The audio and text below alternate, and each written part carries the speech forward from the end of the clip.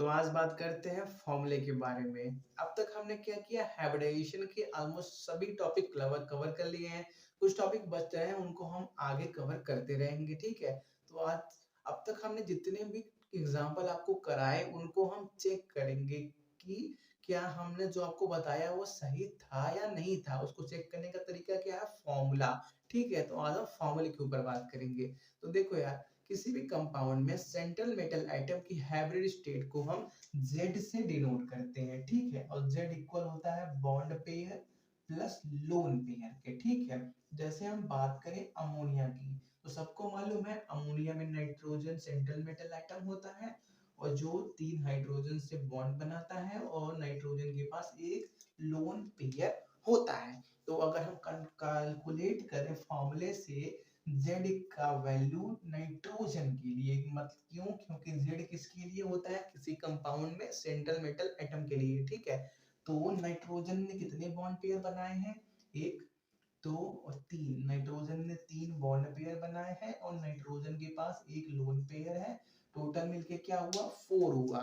और अगर हम इलेक्ट्रॉनिक कॉन्फ़िगरेशन से करते हैं तो क्या हमको पता चलता है कि जब हमने नाइट्रोजन के एक यस एटॉमिक ऑर्बिटल, ये 1s नहीं है, नाइट्रोजन के एक यस एटॉमिक ऑर्बिटल और 3 p एटॉमिक ऑर्बिटल की जब मिक्सिंग से, मतलब हाइब्रिडाइजेशन के प्रोसेस से जो नए हाइब्रिड ऑर्बिटल बनते हैं उनका नाम sp3 sp3 sp3 होता है, सबको मालूम है।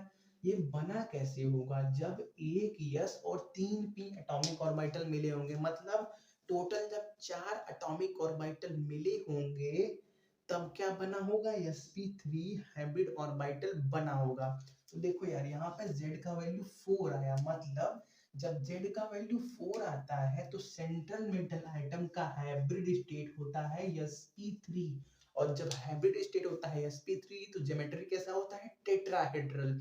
जहां से हमको क्या बात पता चली कि चाहे हम इलेक्ट्रॉनिक कॉन्फ़िगरेशन करें, चाहे शॉर्ट फॉर्मूला लगाए, आंसर सेम आएगा। हमको कहाँ क्या याद करना है, z का वैल्यू। देखो यार, जब z का वैल्यू आपका 2 होगा तो ज्योमेट्री होगा लीनियर, ठीक है। जब z का वैल्यू 3 होगा तो ज्योमेट्री होगा ट्रायंगुलर प्लेनर। जब z का वैल्यू 4 आ जाए तो वो आपका ज्योमेट्री होगा सेंट्रल मेटल आइटम का टेट्राहेड्रल। अगर z का वैल्यू 5 आ जाए तो ज्योमेट्री होगा ट्रायंगुलर बाय पिरामिडल, ठीक है। तो यहाँ से बस आपको क्या करना है, इसी को याद कर लेना है, ठीक है। लेकिन देखो यार, इस फॉर्मूले का एक फॉल्ट भी है। इस फॉर्मूले का यूज करने के लिए आपको कंपाउंड का स्ट्रक्चर यहाँ पे पता होना चाहिए। जैसे मैं पूछूं वाटर का, तो वाटर में भी आप क्या करोगे, दिमाग में क्या फिगर बनाओगे कि ऑक्सीजन बीच में होगा जिससे 2 हाइड्रोजन जुड़े होंगे और ऑक्सीजन के ऊपर 2 लोन पेयर होगा। सबके दिमाग में यही फिगर आ गया। यहाँ से भी अगर हम कैलकुलेट करें ऑक्सीजन के लिए z का वैल्यू, तो क्या कैलकुलेट करेंगे, z equal to bond pair plus lone pair. तो कितने बॉन्ड पेयर बने हैं, 2 बने हैं। और ऑक्सीजन के पास कितने लोन पेयर हैं, 2 हैं। z का वैल्यू क्या आया, 4। मतलब वाटर में ऑक्सीजन का हाइब्रिड स्टेट क्या होगा, sp3 होगा। हाइब्रिड स्टेट क्या होगा, sp3। अगर आप इलेक्ट्रॉनिक कॉन्फ़िगरेशन से निकालोगे sp3 आता भी है। जिससे एक बात और क्या पता चली कि इस फॉर्मूले को यूज करने के लिए हमेशा ही दिमाग में फिगर होना चाहिए। z का वैल्यू 2 का मतलब हाइब्रिडाइजेशन क्या होगा, sp।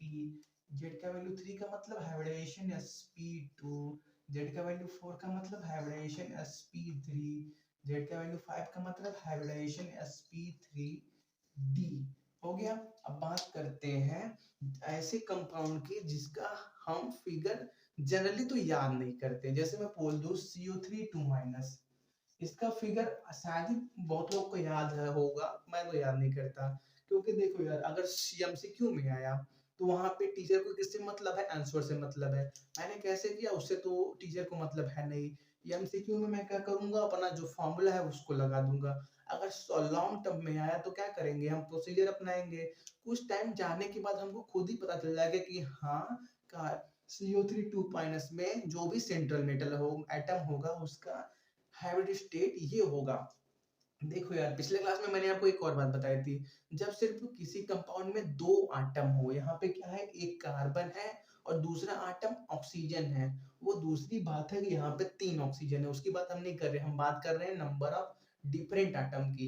यहाँ पे एक कार्बन दूसरा ऑक्सीजन, तो सेंट्रल मेटल आटम वो होगा जिसका नंबर कम होगा।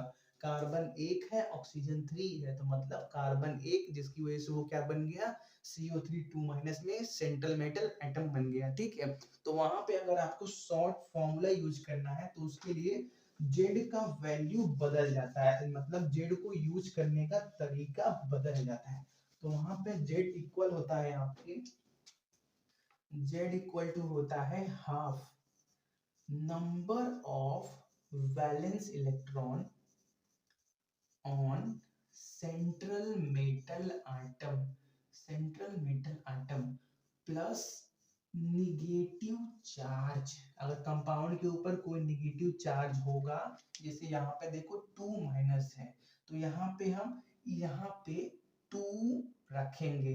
ठीक है, क्या रखेंगे, सिर्फ 2 रखेंगे, साइन के साथ नहीं, सिर्फ उसका मैग्नीट्यूड माइनस पॉजिटिव चार्ज। अगर कोई कंपाउंड होगा, जैसे हम बात करें NH4 प्लस की, तो अगर हम NH4 में nitrogen as a central metal atom है, नाइट्रोजन का हैवियर स्टेट निकालेंगे इस फॉर्मूले से, तो यहाँ पे इस बॉक्स में हम 1 रखेंगे, यहाँ पे 1 रखेंगे। ठीक है, उसको हम अभी रफ कर देते हैं, पहले पूरा फॉर्मूला लिख देते हैं।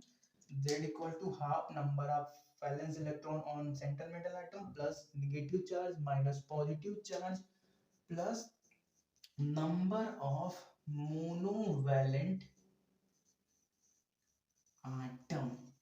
मोनोवैलेंट का मतलब हाइड्रोजन, उसके बाद हेलोजन्स आपके फ्लोरीन, क्लोरीन, ब्रोमीन, आयोडीन, जिनका वैलेंसी 1 हो। मोनोवैलेंट का मतलब जिनका वैलेंसी 1 हो, हाइड्रोजन का भी 1 है और सभी हेलोजन्स का भी वैलेंसी 1 होता है। वो एक इलेक्ट्रॉन लेके आराम से ही स्टेबल हो सकते हैं। ठीक है, तो हम बात करते हैं अपने CO3 2 माइनस की। ठीक है, तो हम Z कैलकुलेट करते हैं। तो पहले क्या करेंगे, Z इक्वल टू हाफ, यहाँ पे सेंट्रल मेटल एटम कौन है, कार्बन, और कार्बन के वैलेंस शेल में कितने इलेक्ट्रॉन होते हैं, carbon atomic number 6, 1s2 2s2 2p2, ये आपका K शेल हो गया, 1s2 2s2 2p शेल के अंदर होता है। तो वैलेंस शेल में कितने इलेक्ट्रॉन है, 4 इलेक्ट्रॉन है। तो यहाँ पे number of valence electron on central metal atom क्या हो जाएगा, 4 हो जाएगा कार्बन के लिए, plus negative charge, negative charge कितना है, 2 यहाँ पे, तो सिर्फ 2 रखना, यहाँ पे 2 माइनस है ना, तो माइनस को मत रखना, सिर्फ 2 रखना, साइन को हटा देना। माइनस क्या करना है, पॉजिटिव चार्ज, CO3 2 माइनस पे कोई भी पॉजिटिव चार्ज नहीं है, तो वहां पे क्या आ जाएगा, 0 आ जाएगा, plus number of monovalent atom. Monovalent यहाँ पे कोई आटम है कि नहीं है, एक कार्बन है दूसरा ऑक्सीजन है, तो इस कंपाउंड में मोनोवैलेंट आटम नहीं है, तो वो क्या हो गया, 0 हो गया। अब इसको कैलकुलेट करोगे कितना आएगा, Z equal to half 4 2 6 2 3 6, Z का वैल्यू आपका आ गया 3 आ गया। देखो यार, जब Z का वैल्यू 3 है तो हाइब्रिडाइजेशन क्या आता है, sp2, मतलब CO3 2 माइनस में कार्बन का हाइब्रिडाइजेशन आ गया sp2, और जब हाइब्रिडाइजेशन होता है sp2 तो ज्योमेट्री होती है ट्रायंगुलर प्लेनर। हो गया। अब और क्वेश्चन की बात करते हैं, जैसे मीथेन की बात करें। ठीक है, थोड़ा सा पहले जगह बना लेते हैं, रुको। तो बात करते हैं मीथेन की। ठीक है, तो मीथेन देखो यहाँ पे है, मीथेन के लिए Z कैलकुलेट करते हैं, तो Z equal to half number of valence electron on central metal atom. Methane में सेंट्रल मेटल आइटम कौन बनेगा, कार्बन बनेगा, क्योंकि कार्बन अकेला है, तो उसके पास कितने वैलेंस शेल में इलेक्ट्रॉन होते हैं? 4 प्लस निगेटिव चार्ज। देखो यार मीथेन में CH4 पे कोई भी चार्ज नहीं है, ना ही पॉजिटिव ना ही निगेटिव, मतलब ये वाला कॉलम और ये वाला कॉलम दोनों पे जीरो भराएगा, ठीक है। प्लस निगेटिव चार्ज मतलब zero, minus positive charge minus zero. उसके बाद क्या है? Plus number of monovalent atom. Monovalent मतलब एक वैलेंसी वाले, यहाँ पे क्या है? 4 हाइड्रोजन है, तो क्या हो गया? +4। सॉल्व करोगे तो क्या आएगा? Z इक्वल टू हाफ, 4 प्लस 4 8, मतलब 2 4 जा 8। Z का वैल्यू 4 आया। जब Z का वैल्यू 4 आता है तो सेंट्रल मेटल आइटम का हाइब्रिडाइजेशन क्या होता है? sp3, मतलब कार्बन का हाइब्रिडाइजेशन क्या पता चला? sp3। और ये होता भी है, हमने देखा। तो ये हो गया हमारा। उसके बाद क्या आता है? BCl3 आता है, ठीक है। तो BCl3 बोरॉन का एटॉमिक नंबर क्या होता है? 5। तो उसके वैलेंस शेल में कितने इलेक्ट्रॉन होंगे? 1s2 2s2 2p1। Boron 1s2 2s2 2p1, उसके वैलेंस शेल में 3 इलेक्ट्रॉन होंगे, तो Z equal to half number of electron, valence electron on central metal atom BCl3 में। सेंट्रल मेटल आइटम कौन सा होगा? बोरॉन, क्योंकि बोरॉन अकेला है। तो हाफ प्लस 3। उसके बाद क्या? Plus negative charge, negative charge है नहीं, और इस पे कोई पॉजिटिव चार्ज भी नहीं है, तो plus zero minus zero, plus number of monovalent atom. देखो यार यहाँ पे क्या है? क्लोरीन है, क्लोरीन मोनोवैलेंट आटम होता है, एक वैलेंसी रखने वाला। तो क्या होगा? नंबर ऑफ मोनोवैलेंट आटम कितने हैं? 3 है। तो क्या हो गया? 3 प्लस 3 6, 6/2 क्या हो गया? 3 आ गया। तो BCl3 में आपका बोरॉन का हाइब्रिड स्टेट क्या पता चला? Z का वैल्यू 3 आया, तो sp2 पता चला। क्या पता चला? sp2। और जब हम क्या करते थे, फिगर बना इलेक्ट्रॉनिक कन्फिगरेशन से भी निकालते थे, तो तब भी यही आता था, ठीक है। तो हमारा ये भी हो गया। अब बात करते हैं BeCl2 के बारे में। Beryllium as a central metal atom यहाँ पे है। तो बेरिलियम के लिए नंबर ऑफ वैलेंस इलेक्ट्रॉन कितने होंगे? बेरिलियम का एटॉमिक नंबर कितना होता है? 4 होता है। 1s2 2s2। तो वैलेंस शेल में कितने इलेक्ट्रॉन हैं? 2 इलेक्ट्रॉन हैं। तो Z का वैल्यू हम किसके लिए निकाल रहे हैं? BeCl2 में बेरिलियम के लिए निकाल रहे हैं। तो half number of valence electron on central metal item कितना है? 2 है। उसके बाद इस कंपाउंड पे ना ही कोई नेगेटिव चार्ज है, ना ही कोई पॉजिटिव चार्ज है, तो उसको भी हम जीरो जीरो कर देते हैं। उसके बाद नंबर ऑफ मोनोवैलेंट आटम। तो यहाँ पे chlorine as a monovalent atom है, कितने हैं? 2 है। तो 2 प्लस 2 प्लस 2 4, 4/2 2। तो Z का वैल्यू क्या आ गया? 2। और जब Z का वैल्यू 2 होता है तो हाइब्रिडेशन क्या होता है? sp। ज्योमेट्री क्या होता है? लीनियर, LINEAR होता है, ठीक है। ज्योमेट्री क्या हो गया? लीनियर। तो क्या पता चला? BeCl2 में Be क्या हाइब्रिडेशन क्या होता है? sp, बस सिर्फ sp होता है, ठीक है। और क्या है? CO2 कार्बन डाई ऑक्साइड है, ठीक है। तो उसमें भी क्या है? Carbon as a central metal atom, जिसके पास वैलेंस शेल में 4 इलेक्ट्रॉन होते हैं। वैलेंस शेल में कार्बन डाइऑक्साइड में कार्बन डाइऑक्साइड में कार्बन सेंट्रल मेटल आइटम है, जिसके पास 4 इलेक्ट्रॉन है वैलेंस शेल में। हाँ ये बात सही है। तो C half number of valence electron on central metal atom 4 हो गया। इस पे ना ही कोई नेगेटिव चार्ज है, ना ही कोई पॉजिटिव चार्ज है, तो plus zero minus zero, plus number of monovalent item, एक वैलेंसी रखने वाला। तो यहाँ पे कार्बन है, ऑक्सीजन है, मतलब ये वाला कॉलम भी जीरो रहेगा, ठीक है। तो देखो यार इसको सॉल्व करोगे कितना आएगा? 2 4 2। Z का वैल्यू क्या आ गया? 2 आ गया, ठीक है। तो देखो यार जब Z का वैल्यू 2 होता है तो हाइब्रिडाइजेशन होता है sp।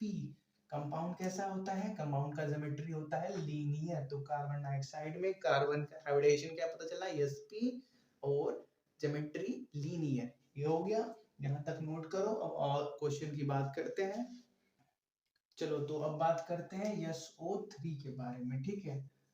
SO3 वही है ना, हाँ। तो यहाँ पे सेंट्रल मेटल आइटम कौन है, सल्फर है। सल्फर के वैलेंस शेल में कितने इलेक्ट्रॉन होते हैं, 6 होते हैं। आप कैलकुलेट कर भी सकते हो एटॉमिक नंबर सल्फर का 16। Electronic configuration 1s2 2s2 2p6 3s2 3p4। तो 3s2 3p4 बन गया वैलेंस शेल, उसमें 2 और 4 6 इलेक्ट्रॉन, ठीक है। तो ये हो गया। उसके बाद प्लस निगेटिव चार्ज, कोई निगेटिव चार्ज नहीं है। माइनस पॉजिटिव चार्ज, कोई पॉजिटिव चार्ज भी नहीं है। और plus number of monovalent atom, तो SO3 में कोई मोनोवैलेंट एटम भी नहीं है, तो वो भी 0 हो गया। तो अरे यार हाफ था ना, तो क्या हो गया, 6 बचा, यहाँ पे 2 है, तो काटोगे तो कितना आएगा, 3 आएगा। जेड का वैल्यू क्या आया, 3 आया। जेड का वैल्यू 3 का मतलब sulphur dioxide, sorry sorry sulphur trioxide में सल्फर का हाइब्रिड स्टेट sp2 है। तो कंपाउंड का ज्योमेट्री ट्रायंगुलर प्लेनर होना चाहिए। ये कंफर्म हो गया हमारा कि हमने जो बनाया था SO3 उसमें इसका हाइब्रिड स्टेट P2 हमारा सही था। अब बात करते हैं NO3 माइनस की, ठीक है। तो NO3 माइनस में सेंट्रल मेटल आइटम कौन है, सेंट्रल मेटल आइटम हमारा नाइट्रोजन है। NO3 माइनस, तो नाइट्रोजन के वैलेंस शेल में कितने इलेक्ट्रॉन होते हैं, nitrogen atomic number 7, electronic configuration 1s2 2s2 2p3। देखो यार ये वैलेंस शेल होता है जिसमें 5 इलेक्ट्रॉन होते हैं। तो number of valence electron on central metal item nitrogen के 5। उसके बाद प्लस निगेटिव चार्ज, तो देखो यार NO3 पे एक माइनस चार्ज है, मतलब 5+1। उसके बाद माइनस पॉजिटिव चार्ज, NO3 पे माइनस का साइन है, कंपाउंड पे पॉजिटिव चार्ज नहीं है, मतलब यहाँ पे क्या आएगा, -0। उसके बाद plus number of monovalent item, यहाँ पे क्या है, नाइट्रोजन है ऑक्सीजन है, मोनोवैलेंट आइटम कोई नहीं है, तो यहाँ पे क्या आएगा 0। तो कितना कैलकुलेट हुआ, 516/2 3 आ गया। क्या आया, जेड का वैल्यू 3। मतलब NO3 माइनस में नाइट्रोजन का हाइब्रिडाइजेशन sp2 और कंपाउंड का ज्योमेट्री ट्रायंगुलर प्लेनर, NO3 पे कितना आया, sp2। क्लियर हो गया। और उसके बाद बात करते हैं SO4 2 माइनस की, ठीक है। तो सल्फर क्या है हमारा, as a central metal atom SO4 2 minus compound के अंदर। तो सल्फर के वैलेंस शेल में कितने इलेक्ट्रॉन, 6 इलेक्ट्रॉन। तो number of valence electron on central metal atom 6। उसके बाद plus negative charge, negative charge कितना है, 2 है, तो 6+2 माइनस पॉजिटिव चार्ज, कंपाउंड पे कोई माइनस चार्ज, सॉरी कंपाउंड पे कोई पॉजिटिव चार्ज नहीं है, मतलब -0। उसके बाद plus number of monovalent item, यहाँ पे एक सल्फर है दूसरा ऑक्सीजन है, मोनोवैलेंट आइटम कोई नहीं है, तो क्या हो गया 0 हो गया। तो कितना आया, 6+2 4 आया, 4/2 6+2 8 आया, 8/2 4 आया, ठीक है। तो क्या पता चला, Z का वैल्यू 4 आया। Z का वैल्यू 4 का मतलब सेंट्रल मेटल आइटम सल्फर का हाइब्रिड स्टेट sp3 और कंपाउंड का ज्योमेट्री टेट्राहेड्रल SO4 2 माइनस में सल्फर का हाइब्रिड स्टेट sp3 होता है। और जब हमने स्ट्रक्चर बनाया था तो वहां से भी यही बात क्लियर हुई थी, ठीक है। तो ये भी हो गया। अब बात करते हैं PO4 3 माइनस की। तो फास्फोरस क्या है, सेंट्रल मेटल एटम है PO4 2 माइनस में, जिसकी वैलेंस शेल में 5 इलेक्ट्रॉन होते हैं। तो क्या हो गया, half PO4 3 minus, half number of valence electron on central metal item 5 हो गया। उसके बाद प्लस निगेटिव चार्ज प्लस, इस कंपाउंड पे कितने निगेटिव चार्ज हैं 3, तो 5 प्लस 3 माइनस पॉजिटिव चार्ज, इस कंपाउंड पे कोई भी पॉजिटिव चार्ज नहीं है। उसके बाद plus number of monovalent item, तो फास्फोरस है, ऑक्सीजन है, मोनोवैलेंट आइटम नील बटे सन्नाटा, तो 5 3 8 बाय 2, यहाँ पे भी z का वैल्यू 4 आया, मतलब हाइब्रिडाइजेशन sp3 कंपाउंड का ज्योमेट्री टेट्राहेड्रल, तो PO4 3 माइनस में फास्फोरस का हाइब्रिडाइजेशन sp3 होता है, यहाँ से भी पता चला, और जब हमने कंपाउंड बनाया था तो वहां से भी हमको क्लियर हो गया था। ठीक है, अब बात करते हैं PO4 हो गया NH4 प्लस की। ठीक है, अब बात करते हैं NH4 प्लस की, तो NH4 में सेंट्रल मेटल एटम कौन बनेगा, नाइट्रोजन बनेगा। ठीक है, NH4 प्लस, तो हाफ, और number of valence electron on central metal atom कितने हैं 5, उसके बाद प्लस निगेटिव चार्ज, यहाँ पे कोई निगेटिव चार्ज नहीं है, माइनस पॉजिटिव चार्ज, इस कंपाउंड पे एक पॉजिटिव चार्ज है, उसको माइनस करना है। ठीक है, उसको माइनस करना है। कंपाउंड में अगर निगेटिव चार्ज होगा तो उसको प्लस करना, अगर कंपाउंड पे पॉजिटिव चार्ज होगा तो उसको माइनस करना, हाइब्रिडाइजेशन का उल्टा ही रूल चलता है। ठीक है, उसके बाद क्या है नंबर ऑफ मोनोवैलेंट आटम, तो देखो यार इस यहाँ पे क्या है 4 हाइड्रोजन है, तो क्या करो 4 ऐड करो, तो कितना आया 5 1 3 5 1 4 प्लस 4 8 बाई 2 हाफ 8, z का वैल्यू 4 आया, तो जब z का वैल्यू 4 होता है तो हाइब्रिडाइजेशन sp3 ज्योमेट्री टेट्राहेड्रल, मतलब NH4 प्लस में नाइट्रोजन का हाइब्रिड स्टेट sp3 पता चला। ठीक है, तो इसको भी नोट करो। अब बात करते हैं कुछ और क्वेश्चन की, तो अब बात करते हैं PCl5 के बारे में। तो फास्फोरस के वैलेंस शेल में कितने इलेक्ट्रॉन होते हैं 5 इलेक्ट्रॉन होते हैं, चल रहा है ना, हाँ चल रहा है, तो half number of valence electron on central metal atom 5 plus negative charge minus positive charge, ना भी कंपाउंड पे कोई निगेटिव चार्ज है ना ही पॉजिटिव चार्ज है, तो ये दोनों बॉक्स 0 0, उसके बाद plus number of monovalent atom, तो देखो यहाँ पर 5 क्लोरीन है, तो मोनोवैलेंट एटम कितने हो गए 5, तो 5 प्लस 5 10 बाई 2 5 आ गया, z का वैल्यू 5 आ गया, z का वैल्यू 5 का मतलब हाइब्रिडाइजेशन सेंट्रल मेटल आइटम का sp3d, क्या आ गया फास्फोरस का हाइब्रिडाइजेशन sp3d आ गया, जिससे कंपाउंड का ज्योमेट्री क्या हो गया ट्रायंगुलर बाय पिरामिडल हो गया। ठीक है, तो ये हो गया हमारे पास। अब बात करते हैं SF6 के बारे में, तो SF6 के अंदर सल्फर है as a central metal atom, जिसके वैलेंस शेल में 6 इलेक्ट्रॉन होते हैं, उसके बाद ना ही कंपाउंड पे नेगेटिव चार्ज है ना ही पॉजिटिव चार्ज है, तो दोनों नील बटे सन्नाटा, plus number of monovalent item, तो फ्लोरीन मोनोवैलेंट आइटम होता है कितने हैं 6 हैं, तो प्लस 6, तो कितना हुआ 6 प्लस 6 12 बाई 2, मतलब 6 आ गया। जब z का वैल्यू 6 होता है तो हाइब्रिडाइजेशन होता है sp3d2, और ज्योमेट्री होता है कंपाउंड का ऑक्टाहेड्रल, क्या होता है ऑक्टाहेड्रल। ठीक है, तो इसका मतलब क्या पता चला कि यह सब 6 में सल्फर का हाइब्रिड स्टेट sp3d2 है। ठीक है, अब बात करते हैं CH3OH के बारे में।